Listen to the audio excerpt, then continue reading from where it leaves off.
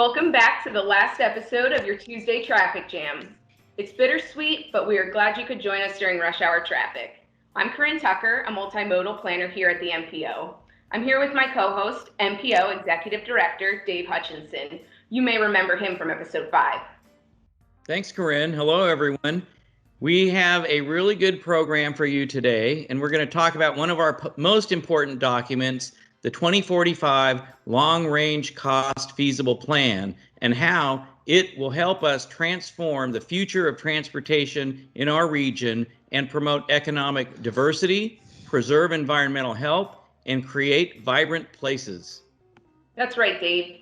The Cost Feasible Plan tells us which projects have been prioritized to fill the community's vision and the time frame for completion of these projects.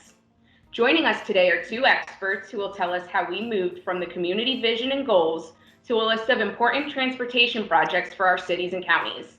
Please welcome Leigh Holt and Franco Saraceno.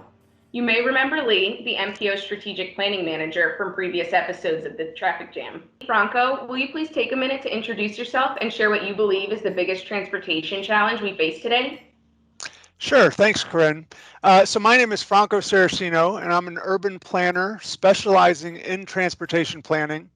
I've been doing long-range transportation plans now for about 20 years, helping agencies like the Sarasota Manatee MPO with the technical analysis needed to support their long-range planning efforts.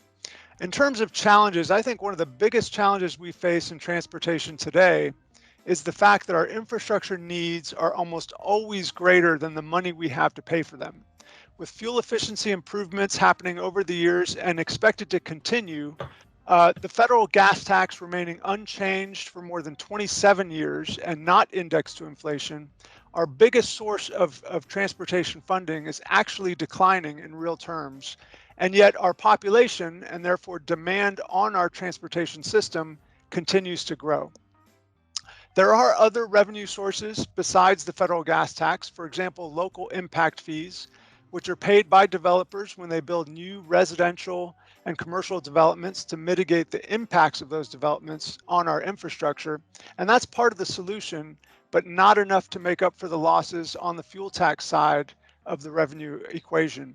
As I'm sure Leigh will describe in more detail, this is one reason that the Sarasota Manatee 2045 LRTP has taken a quite unconventional approach by focusing in on infrastructure improvements that specifically address performance issues in our transportation system. So targeting those issues in a very focused way. Well, it's great to have both of you here. And my first question is for you, Franco. This is something that most people are quite interested to know. Where does the revenue come from to fund all of the projects? You talked a little bit about the federal gas tax. Yeah, that's a great question, Dave. And as I mentioned, most of the money does come from fuel taxes, but also rental car fees and developer impact fees. But the vast majority does come from fuel taxes. So as for reference, every time we fill up our gas tank in either Sarasota or Manatee County, we pay about 33 cents for every gallon of gasoline to gas taxes. And that's broken down by 18 cents goes to the federal government, 3 cents is levied by the state, and 12 cents of those 33 are levied by our local governments. And those are what we call local option fuel taxes. But to further the point that I made before, 15 of those 33 cents, or about 45%, are swallowed up by the maintenance needs on our existing roadways and other transportation facilities. So just simply operating and maintaining what we have today. Another 40% of those fuel tax revenues are dedicated to major state roadways like I-75, State Road 70, and others, leaving only about 15% of those total fuel tax dollars to address future growth in our region in terms of addressing that growth on other minor state roadways and our local roadway system.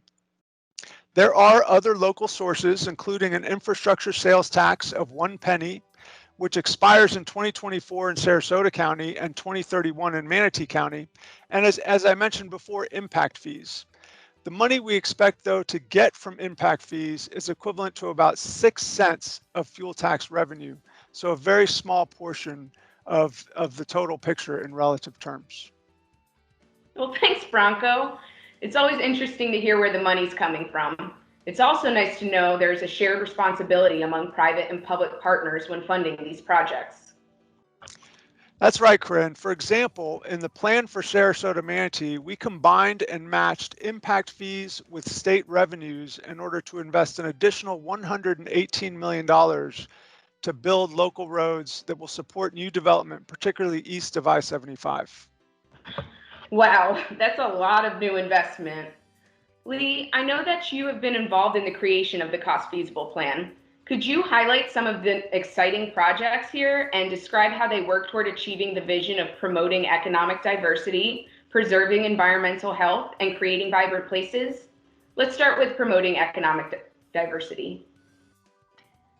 To support our economy and the diversity of our region, we started with a series of what we call gateway and redevelopment projects, which will be roundabouts, significant intersection improvements, complete streets, or new facilities to improve traffic that say, welcome to our community. Starting in the north, there's a roundabout planned at US 41, the business side at 23rd, just before entering downtown Palmetto, that says, slow down, you're coming into Palmetto. Also in Palmetto are improvements at the intersection of US 41 and 7th Street, along with a complete streets project on 7th that goes west to 10th Avenue. It will connect the convention center and the new hotel with the downtown shops and restaurants. In Bradenton, we fully funded the downtown operational improvements that were identified in the Central Manatee Network Alternatives Analysis. And we have a project that will add 20 full blocks to the Bradenton Riverfront walking and biking corridor. Of course, replacing the DeSoto Bridge and identifying new capacity across the river continue to be priorities. There's also a project on 9th Street, along with the northern extension of 15th Street, 301 Boulevard, and the surrounding roads to support the redevelopment of the Bradenton Mall area. On the barrier islands, we focus on Manatee Avenue at Bay Isles and at Gulf Drive with roundabouts and a new extended northbound turn lane to improve traffic getting to the beach. We look at Cortez Road and Gulf Drive where you enter into Bradenton Beach. And there will be new roundabouts at the north and south ends of Longboat Key to improve traffic flow. And all of those projects say, welcome to our beaches. Improvements at University Parkway and on US 41 around all of our universities will provide a new gateway for people arriving to either county through the airport.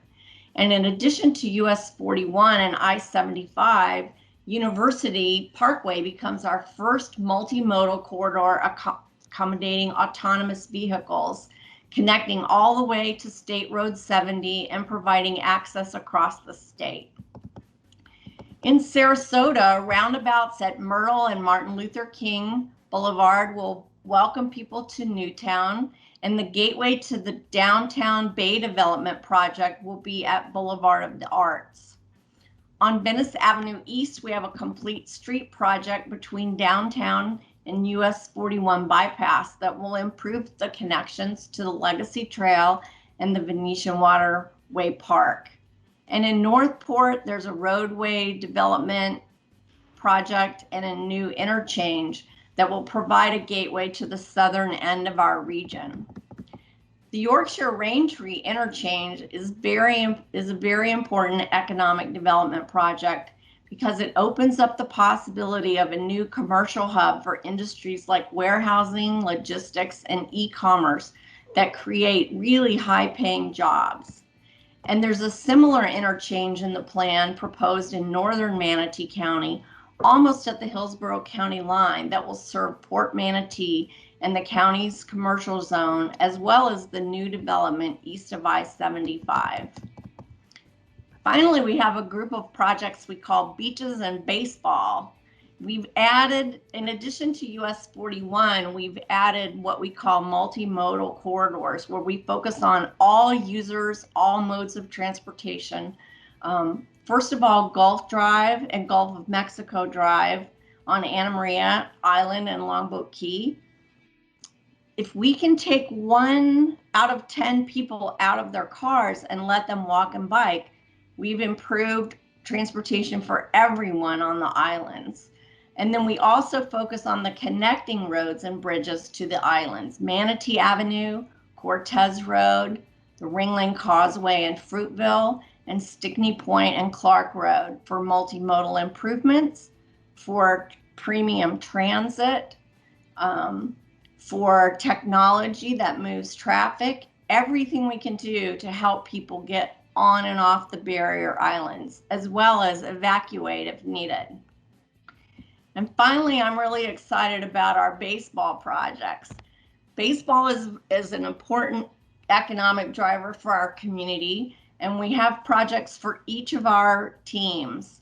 For the Pittsburgh Pirates, we have a complete streets project that includes 9th Avenue, 9th Street, 14th Street, all the way down to 17th Avenue, which not only includes the baseball stadium, but also the arts district. How can we improve walking, biking, parking, and everything in that area for the people who wanted to live and work there and also visit there? In Sarasota, for the Baltimore Orioles, we have a complete streets project on 12th, and then we also have improvements on Tuttle all the way from University to Fruitville, because anybody who puts the stadium into their phone and tries to get there coming from I-75 is going to be taken to Tuttle Avenue. So we look at both of those roads that are entries to that stadium. And finally, our new stadium down in Northport for the Atlanta Braves.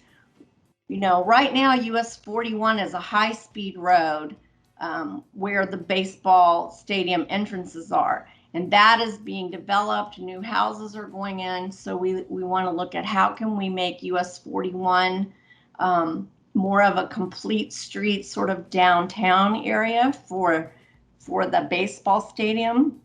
We have River Road on the other end. And then for all three, we'll be looking at supporting the projects with technology that can be used to do event management for traffic.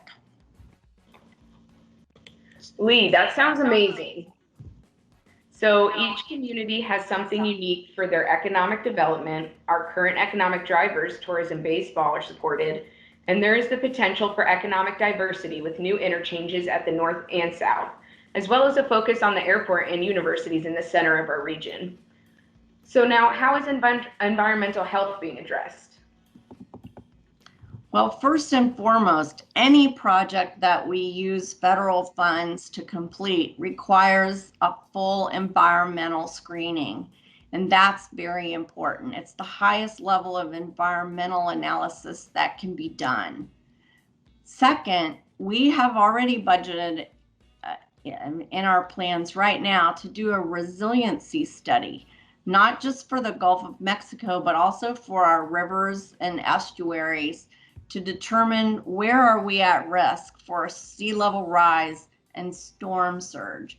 And then we've budgeted $75 million for resiliency projects to address the most at-risk locations that are determined from that study.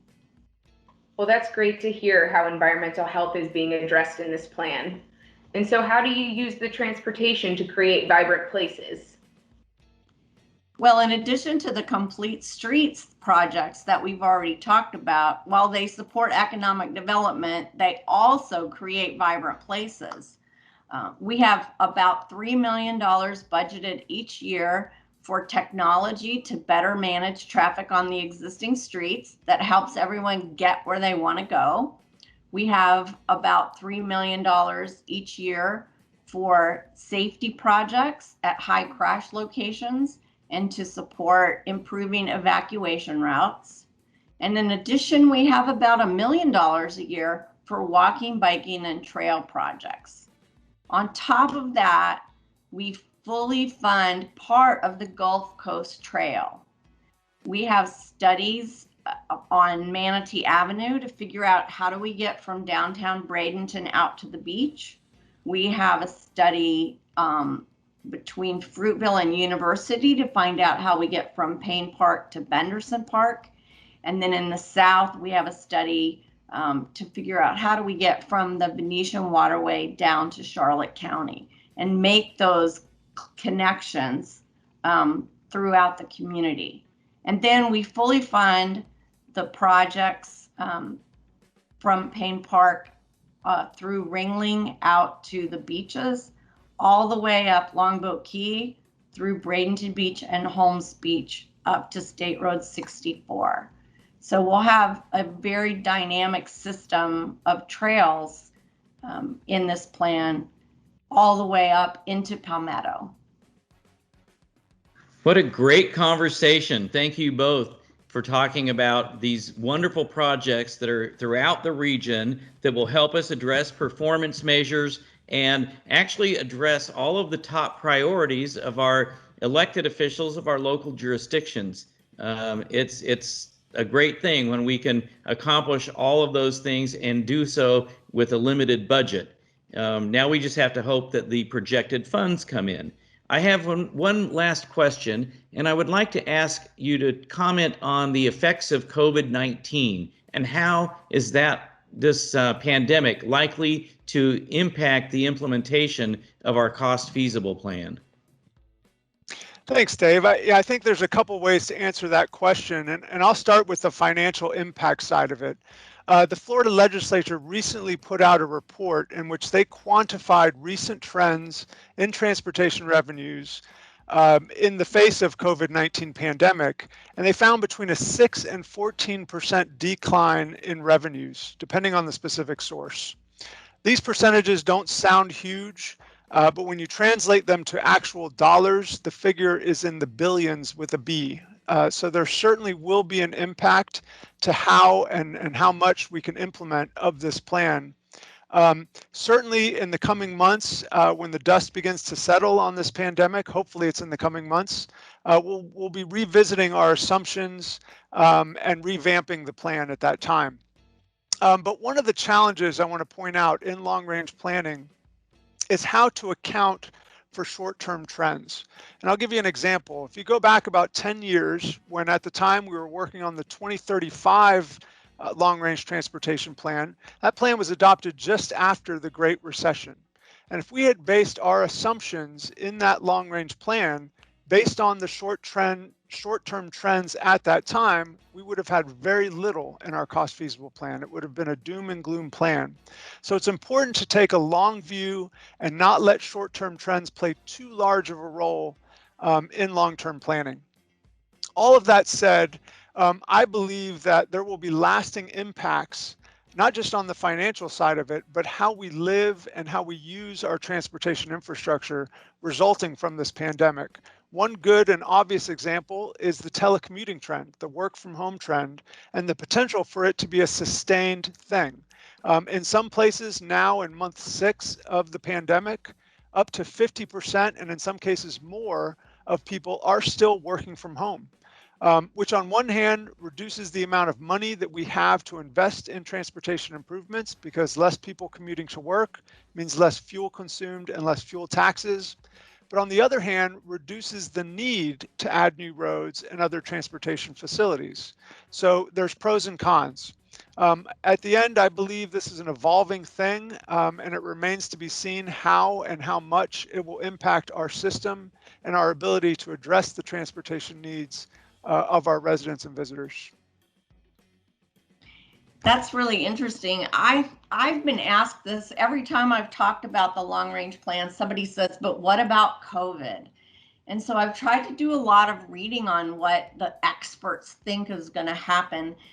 One of the premises is that transit will be impacted in a couple of ways. First of all, there might be more people who need transit because it might take a long time for the economic recovery and for the jobs to come back. So just like the economic downturn in 2008, we may see people who need transit. But at the same time, there are people who used to use transit all the time who may be afraid to take transit because of the close proximity to other people.